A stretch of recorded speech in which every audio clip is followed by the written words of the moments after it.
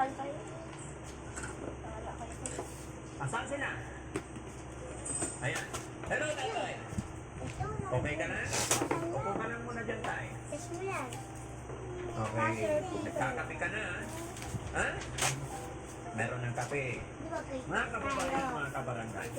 Tatay Modesto. Siya sa tatay ng ating kinukusay. Dahil tatay ngayon, mga tatay muna ang pag-uukulan ko ng pansin. Tatay Modesto. Next. Si Tatay Kalex. Good morning, Tatay Kalex. How are you today? Okay ka lang, Tay? Okay ka lang? Very good. Thanks to God. Kung si Tatay Kalex uugod-ugod yan doon sa gitna ng bukid, ngayon maliksi, malikot. Sa suporta nyo yan at higit sa lahat sa tulong ng ating Panginoon. Number 3, Tatay Simon, how are you today? Kumusta ang negosyo natin? Very good. Kumusta si asawa niyo po?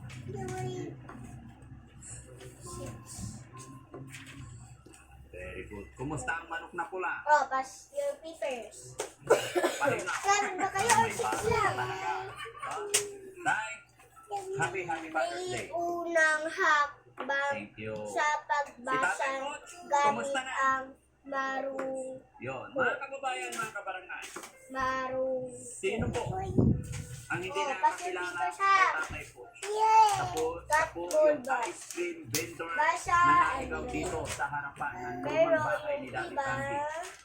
At sa tulong ninyo, mga viewers, at sa gabay ng ating Panginoon, nabago na ang kanyang bahay. Kumusta po ang bahay mo, Tay? One to you. Maganda na. Salamat. Taga-saan ka nga? Wala sabihin. Province mo? Si Tatay po, hindi masyadong marunong mag-Tagalog.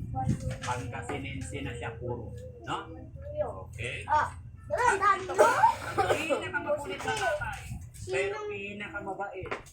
Si Tatay JJ. Ba siya ngayon? Ito po yung kapatid ni Nanay Ansing. Na love ng lahat. Si Nanay Ansing. Pero please, wag muna kayo mag-comment about kay Nanay Ansing. Please, parang awan na. Na-stress na po ako. Sobrang stress na ako kay Nanay Ansing. Kaya parang ako nyo na huwag nyo na i-comment yan, mga kababayan. I-comment nyo po dyan ay ang pagpupugay pasasalamat sa ating tatay. Dahil ito po ang tema. Usapin. Ba't yan pa kasi naglalaro sa ano ko? JJ. Hindi ko matapos anim. Lagi ko magsimula sa una. Dito.